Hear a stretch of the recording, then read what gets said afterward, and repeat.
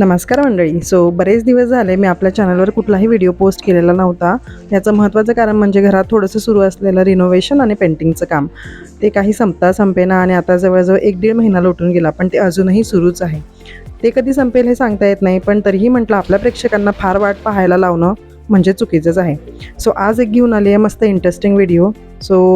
या व्हिडिओत तुम्ही बघू शकता की एक बॅग आहे आणि त्यात काहीतरी मी कपड्यांची जमवाजमव करायला लागली आहे. याचा उद्देश म्हणजे आता मुलांना लागणार सुट्ट्या आणि आपल्याला कमी स्पेसमध्ये जास्तीत जास्त कपडे ठेवून माहेरी म्हणा किंवा कुठेतरी फिरायला जायचं असते. ह्यासाठीचा हा व्हिडिओ. असं एक मी मोठं सुटकेस ट्रॉली बॅग घेतलेली आहे, त्यात मी असे कपडे ठेवते आहे. अशा वेळी जर आपण कपडे ठेवले तर ह्यात खूप कमी कपडे बसतात आणि आपल्याला जास्त कपडे घेऊन जायचे असले तर 1-2-3 बॅग तर अशा करायलाच लागतात. त्यासाठीचा बेस्ट ऑप्शन म्हणजे ही कपडे कमी स्पेसमध्ये कसे जमवायचे हेच मी आज तुम्हाला या व्हिडिओमध्ये दाखवणार आहे.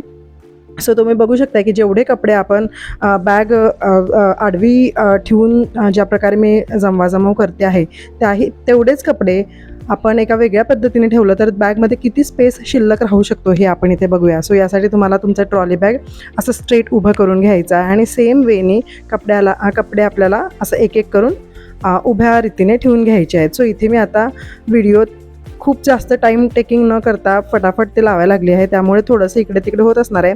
पण तरीही तेवढेच कपडे आपण ह्या पद्धतीने ठेवलं तर आपली किती जागा शिल्लक राहील हे तुम्हाला या व्हिडिओमध्ये बघायला मिळणार आहे.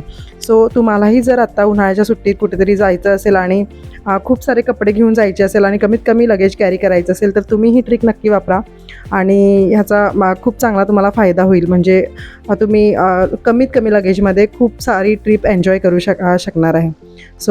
तुम्ही बघू शकता इथे मी अशा प्रकारे सगळे कपडे जेवढे मी बॅग आडवी करून टाकलेले तेवढेच सगळे कपडे ह्यात टाकून घेते आणि बऱ्यापैकी आपला स्पेस या पद्धतीने जर आपण बॅग भरली तर शिल्लक राहतो.